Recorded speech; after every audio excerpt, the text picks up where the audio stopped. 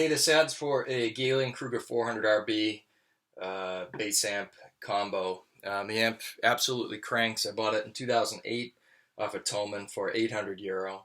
It's been heavily gigged, heavily rehearsed, so it's just a workhorse of an amp. This is the second GK I've owned. Prior to this, I had a 800RB stack, but I downsized to this.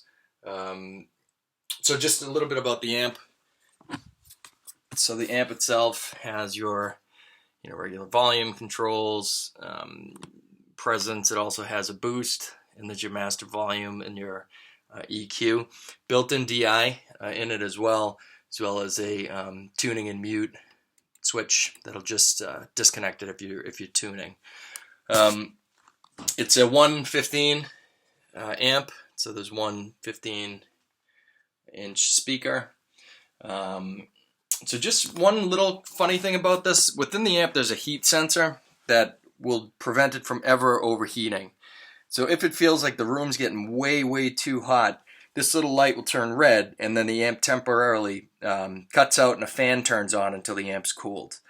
Now I played in a 80s hair metal band, so our music was typically super loud, and on hot nights that happened twice at a gig. The only issue I had was the fan never kicked on, so it just kind of cut out. So to get over that, I installed just a computer fan. Typically, you won't ever need this if it's unless it's a super hot, ridiculously sweaty, stinky gig that you're doing. You probably never have to turn this on, but it's all hooked up. So if you need to plug it in, you can plug in the fan, and then that starts cranking to draw the heat out of the amp. It fits in nicely. It's screwed into the top, so it's not going anywhere.